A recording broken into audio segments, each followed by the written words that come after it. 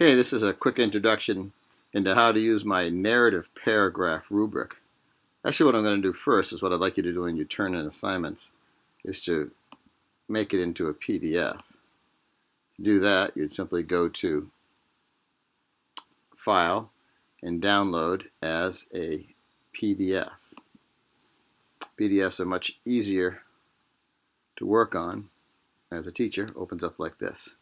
So now I can show you my rubric a little more clearly.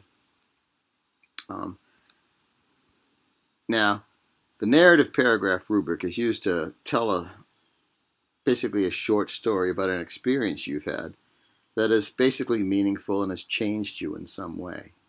There's not much of a reason to tell a story unless it's interesting enough to you to tell. Now, the first stage of the rubric, there's 10 steps. First is up here, you do the highlight right here, your name, class, section, date. That's real important. All right. Now, since your paragraph's going to be about one thing, a paragraph is a thought fully explained, I put a little example paragraph in here. First, we put in your one-word theme. Your paragraph wants to be able to be captured in one word, one very broad, universal word. Then we take that broad theme and we narrow it down. Below your one-word theme, put in a guiding quote. Just search online, find a quote. Maybe you have a quote in your head that kind of sets the tone. For mine, my one-word theme is family, and my quote is from a Robert Frost poem. Home is where when you get there, they have to let you in. And you'll see that my paragraph is about my family letting me back in. If you can't find a good quote, go to someplace like brainyquote.com. Right? Now, the fourth part, right, is where you actually start your paragraph. Now, this wants to be one clear, concise, and compelling statement, kind of a hook kind of thing to get the people interested. It is only our immediate family that gives us unconditional love. You see how I use that one-word theme in my opening sentence. Now from there, we're going to narrow the paragraph down a little bit more to something that I can talk about in a single paragraph. We call that the narrow theme. All right. It is our family that we turn to when there is no place left to go. You can see that I again use the word family. I'm going to hit people over the head with it. From our narrow theme, we narrow it down even further to something really specific. I call this the 1-2 punch.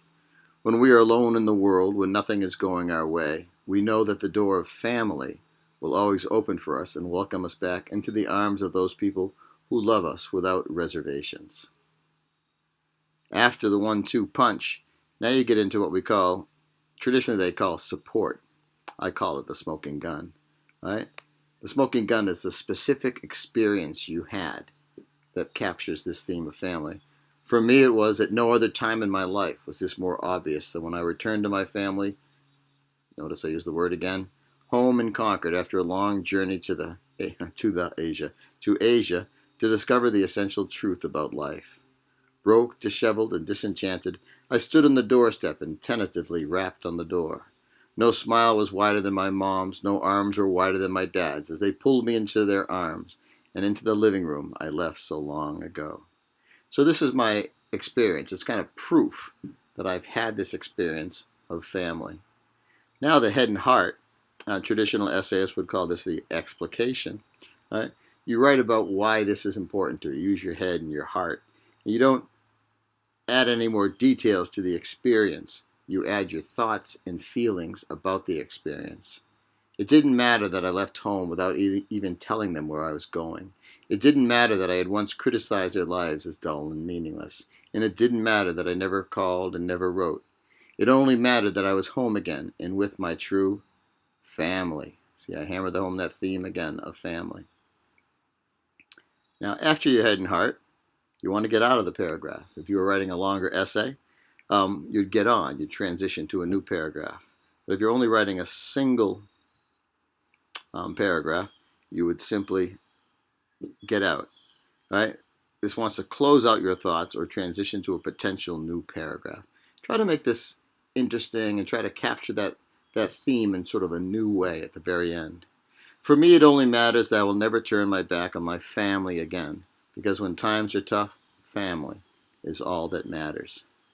And once you have it all together, cut and paste it into this text box down below, and this is how it should look. I've got my assignment details up here, my one-word theme, my guiding quote.